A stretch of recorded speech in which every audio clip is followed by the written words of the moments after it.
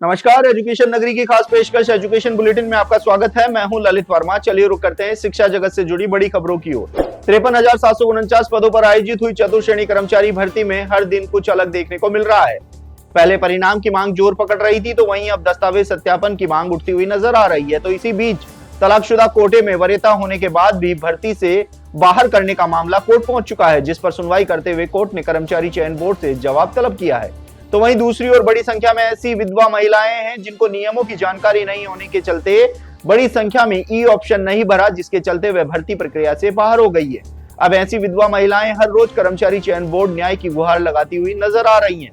तो वहीं हर दिन चतुर्श्रेणी कर्मचारी भर्ती के अभ्यर्थी जो चयन प्रक्रिया से किसी न किसी कारण बाहर हुए हैं, वह भी भर्ती में बोर्ड में गुहार लगाते हुए नजर आ जाते हैं। गौरतलब है कि विभिन्न कमियों के चलते करीब 90,000 अभ्यर्थी भर्ती में चयन प्रक्रिया से बाहर हुए हैं। कनिष्ठ अभियंता संयुक्त भर्ती परीक्षा 2020 के प्रश्न पत्र लीक होने के बाद निरस्त परीक्षा के पश्चात पुनः आयोजित परीक्षा 2021 का भी प्रश्न पत्र परीक्षा से पूर्व ही लीक होने का गंभीर मामले का खुलासा हुआ है। अतिरिक्त महानिदेशक एसओजी जयपुर विशाल बंसल ने बताया है कि दिसंबर 2020 में आयोजित इस भर्ती परीक्षा प्रश्न पत्र लीक के कारण रद्द कर दी गई थी, जिस पर थाना सांगानेर में प्रकरण दर्ज किया गया था। जांच के दौरान गिरफ्तार अभियुक्तों से पूछताछ में सामने आया कि पुनः आयोजित परीक्षा में भी वही संगठित गिरोह सक्रिय था, जिसने प्रश्न पत्र परीक्षा से पहले अभ्यर्थियों को उपलब्ध कराया था।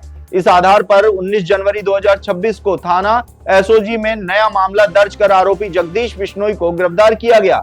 जांच में यह भी उजागर हुआ है कि गणपत लाल बिश्नोई, जो वर्तमान में पीडब्ल्यूडी में सहायक अभियंता है, वह अवैध तरीके से परीक्षा उत्तीर्ण कर मेरिट में चयन किया गया था। एसओजी पूरे नेटवर्क की पहचान और अवैध लाभ निरस्त कराने की कार्रवाई कर रही है। निर्दलीय विधायक रविंद्र सिंह भाटी इस समय युवाओं की आवाज पुरजोर तरीके से उठाते हुए नजर आ रहे हैं। विधानसभा के बजट सत्र के दूसरे दिन भी युवाओं की आवाज उठाते हुए रविंद्र सिंह भाटी ने भाजपा सरकार और कांग्रेस पर जमकर निशाना साधा। रविंद्र सिंह भाटी ने कहा है कि युवा पेपर लीक से परेशान थे, तो वहीं अब ओएमआर शीट घोटाले के चलते युवाओं का भविष्य बर्बाद हो रहा है। रविंद्र सिंह भाटी ने कहा है कि बाढ़ ही खेत को खा रही है, इससे युवाओं का क्या होगा। दोनों ही पार्टियां बारी बारी से युवाओं को ठगने का काम कर रही है, इसलिए अब दोनों ही पार्टियों के खिलाफ युवाओं में आक्रोश बढ़ रहा है। इसके साथ ही रविंद्र सिंह भाटी ने सरकार को इशारों में चेतावनी देते हुए कहा है कि जल्द ही पूरे मामले का खुलासा करते हुए बड़े मगरमच्छों को गिरफ्तार नहीं किया गया तो युवाओं को मजबूरन सड़कों पर उतरकर आंदोलन करना पड़ेगा।